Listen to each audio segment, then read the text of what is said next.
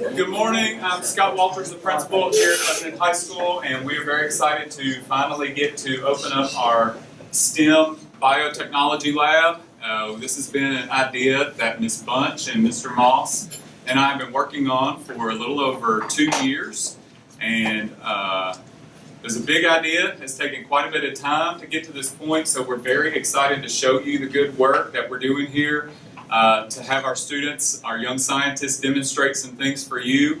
Once we get done with all of the adults speaking and saying the nice things that we have to say, please spend some time rotating through the room, asking our students questions and asking them to show you what it is that they're doing, because this is high quality, advanced work that they're doing, lab work that they've become very, very much independent learners.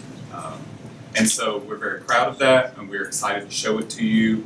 And we hope that everything you see is exciting, and that you just soak it in. And we thank you very much for being here. And I'm going to let Mr. Moss, Director of CTE in Wilson County, take over from here. Thank you. Thank y'all for being here. There's a lot of guests here. At the risk of leaving somebody out, I'm going to try to go down through and thank you for being here. I think there's supposed to be a representative from Senator Corker's office. I don't know whether they're here or not. Mark and Larry Smith, appreciate y'all being here. State Department of Education people, without them, we couldn't have gotten this done, primarily because it was a special course, and I've rewritten it more than once. But it's now approved, and we've got a little hiccup there, but we're going to work through it, and I appreciate their help. So state people, thank y'all. I know you're here because I saw you come in. Randall Huddo, they're in the corner. A lot could be said, and I'll skip that. Randall Huddo here, County Commissioners, GC, appreciate all the times you've worked with us on anything career related. School board members, couldn't have done this without y'all. Appreciate y'all being here. Chamber of Commerce, y'all get to do the ribbon cutting here in a little bit, so we're excited. Local advisory people from different industries in town, we appreciate you being here. Today's purpose, and school people. A lot of my colleagues are here, and then we've got a lot of parents. So to all of y'all, thank y'all for being here. We appreciate your support. Today is kind of a unique setting. This is the first lab of its kind in the state of Tennessee. Right, Deborah? Yes, sir. We are leading the way. It came out of a conversation that Dr. Walters and Melissa had. Then I got to go to San Mateo, California. Had to look it up and see where it was, but I went. Slickest lab I've ever been in. And that includes at the university. Very job-oriented. More than half of their students are in that class. We thought if California can do it, we can do it better. So we used them as a model, but then we came and put it together. That was 2 years ago. So to get to this point, we've had support from the board, from Dr. Wright, from Mickey Hall. I can't thank y'all enough for that support, because believe it or not, some of this stuff costs money. And we were fortunate enough to work with them. You look at the lab equipment and you think, oh, okay, this is just for a bunch of high-achieving young people. Rethink that. Yes, it's for all students, but we're teaching a concept, how to problem solve, how to research things, how to do things. So we're excited about that. And it's just starting, so there's no telling where this program is going to go in the next 3 to 5 years. This time, best boss I've ever had is going to speak. I didn't say that because I'm trying to butter up to her. I'm saying it because it's true. Dr. Wright.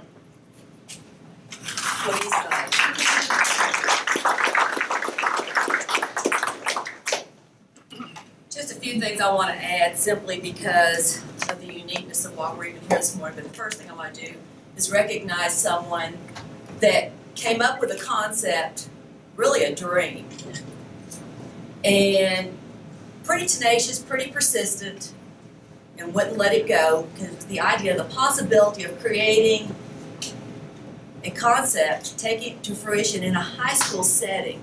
And we do a lot of talk, we just never really push for it because we look at things that create barriers and challenges, such as the funding, the resources, the equipment, individuals that can carry it forward and teach it. And so the person I want to recognize that really is the dreamer, the one that made it happen, is Melissa Bunch.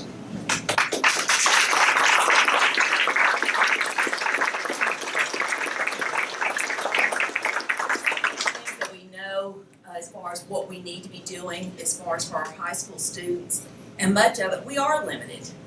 And it's not that we can't think it through, but it's the idea that being, with that foresight, going forward and getting the resources, making the connections, doing all the things you need to do to make it happen. And so we get discouraged and we might have that idea, but it just sort of dwindles. And Melissa Bunch never gave up. I'm sure that some people are saying, here she comes again.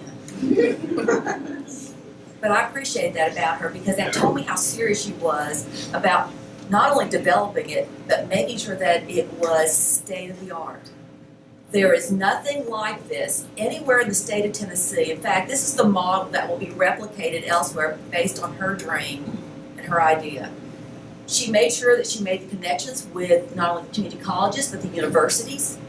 So again, that's that credibility as far as making sure that not only are we doing it right, but it's also very futuristic because this is something that we do lack in high schools. It's the idea that we tend to continue with the same because not only it's the comfort level, but it's the idea that it's already paid for. And what we do know that once students exit high school, whether it's going into college or career, there's the possibility of 11.7 job changes in their lifetime. Now, that's very foreign for me because it's one of those things that we decide what our career was going to be when we exit, and that's where we were going to be. 11.7. But here's what Ms. Bunch determined. There are so many job possibilities, career possibilities coming out of a biotech training that you're not limited. And so the possibilities are exiting for career straight from high school, community college, 4-year PhD programs, all coming from something such as this. And so with that, Ms. Bunch, I thank you because you never gave up, never sat there and sort of rolled your eyes like this too shall pass, but stayed not only with me, Mr. Moss, our school board members that went forward as far as taking this and saying we need to do this. And so with that, the thanks is not just for the idea, but thank you for even coming to Wilson County and preparing our kids with a dream that will not only enhance their life, but it'll enhance this community. So thank you so much.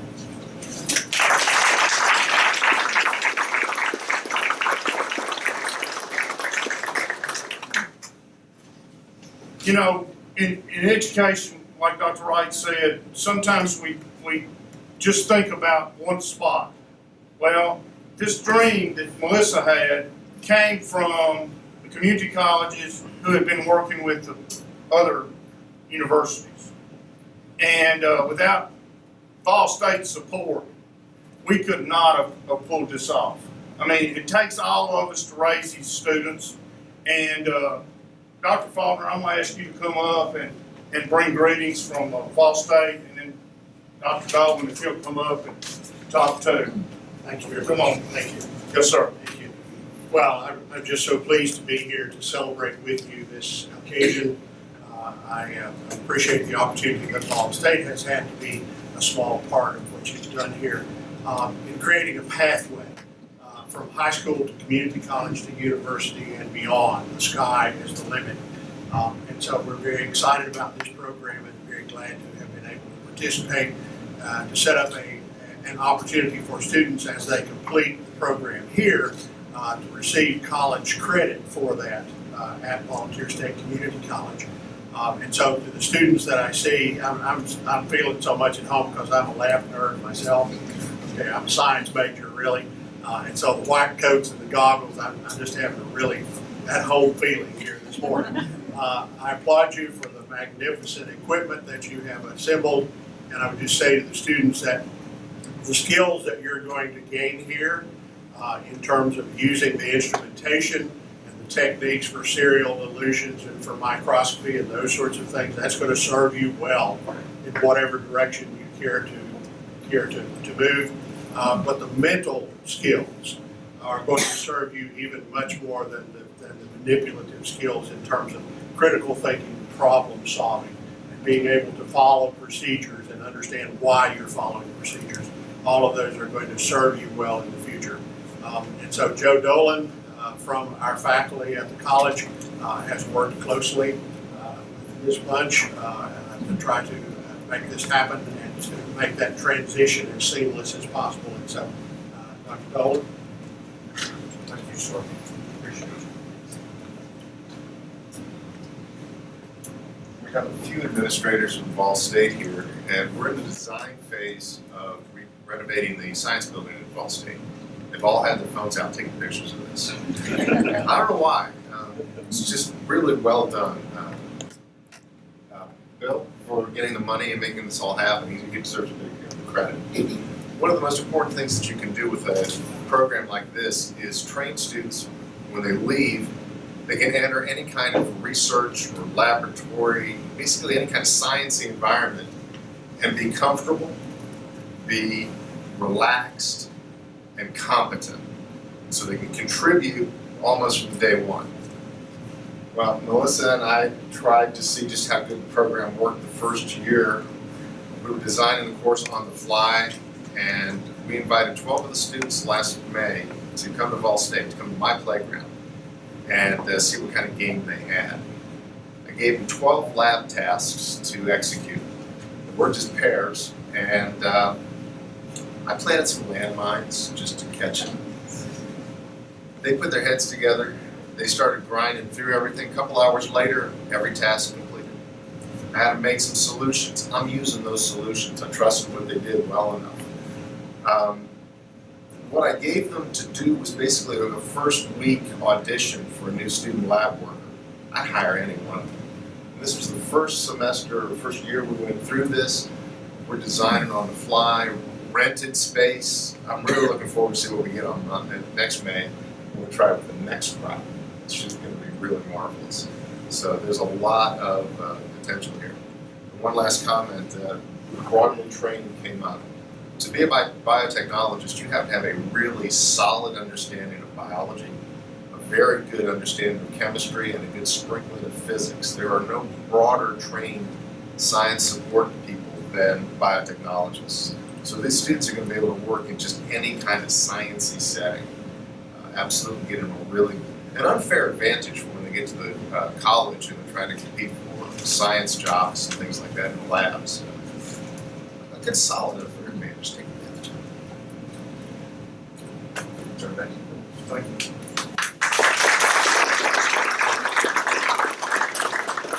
Before I ask Melissa to come up and finish up, I have to correct Dr. Dolan. They weren't flying by the seat of their pants on the course that we developed because the state's here and I tried to y'all did. We were modified. We Yes, had it all, man. Yes. Modified. That's the test, right? Modified, yeah. Don't get me in trouble. At this time, you've been introduced to Melissa. It's been a joy to work with her. She never gave up. She never settled for secondary. Everything that's in here is top of line. So for that, I appreciate that. And Melissa, come on up.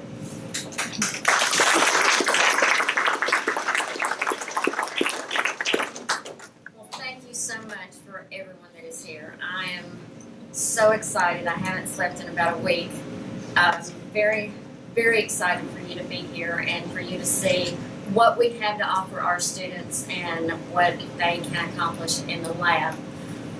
When I was hired fall of 2015, just about 3 weeks after that, Dr. Walters called me down and said, I want a STEM program.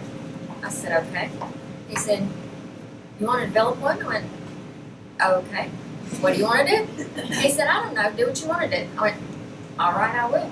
So the first person I called was Dr. Dolan from Ball State. I knew exactly what I wanted to do. Because you know Tennessee has a very robust scientific community. And I knew that this was the way that I wanted this program to go. Our goal is really twofold. We want to grow scientists, and we want to support the workforce need that we have in our state. The day that I called Dr. Dolan and told him about what I was thinking, he said, you know, it's funny that you called me because I just got off the phone with Belmont and they were calling me saying, we don't have enough students to get into our program.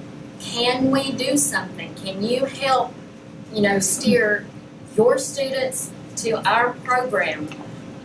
He said this would fit perfectly, with what they want to do. In 2014, and I've got a copy of this that I'll leave up here if you want to look at it, the Tennessee Workforce Development and Labor put out a study. In 2012, there were 252,000 STEM jobs in Tennessee.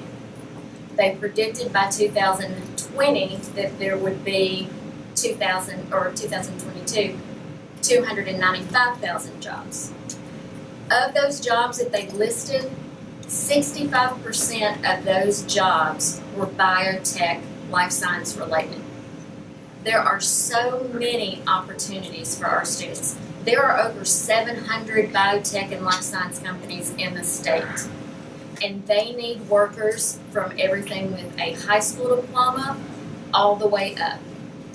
So I'm really so excited to see what my students are going to be doing in the next couple of years. In fact, one of my students, where's Allison? Allison. I just got off the phone call 2 nights ago with the director of the forensic chemistry program at Ole Miss. Allison has already been accepted to Ole Miss, but she was waiting to be accepted to that particular program. And I said, Allison, why haven't you asked me to write a letter of recommendation? She said, well, nobody's asked me for a letter of recommendation. So I got on the phone and I called the director. And by the time I got through telling her what all Allison has done in these courses, Allison's in. She's going. They've invited her to come down.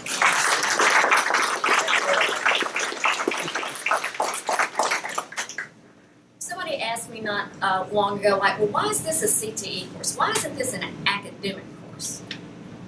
Well, this is an academic course. This is a college level, very rigorous academic program. And it is a CTE because we are trying to provide that workforce that our state needs. So the two areas come together in this program beautifully, I think. So when you think of CTE, you might have an old concept of CTE, but that is not what CTE is any longer. Oh! I'm good to let you say that, not respond. It is academic, it is college preparedness, it is workforce development, and I'm really so thankful that when I proposed this idea to Bill that he was willing to jump on board with me and get this done. Again, my students are here. They're going to be doing some lab work. Ask them any questions. I also have Mr. Reggie LaSure in the back. He is going to be with one of my brand new toys that I'm so excited about. And he's going to help me today demonstrate and answer questions about that new piece of equipment. And then any of the equipment that you see, just feel free. I'll show you everything we've got. I have a couple of microscopes set up around the room that have slides on them. I want you to look in those microscopes.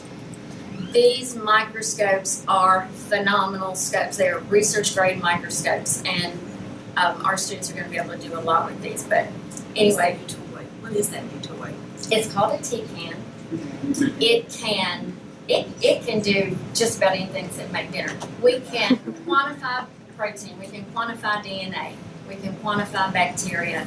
Reggie, want to add anything? Microflavor, fluorescence, luminescence, absorbance. You can do OD. It's pretty nice toy. It's a piece of equipment, don't y'all say toy. I keep forgetting about this thing. Again, thank you so much for coming. Ask any of my students or myself any questions that you like, and I hope you enjoy what you see.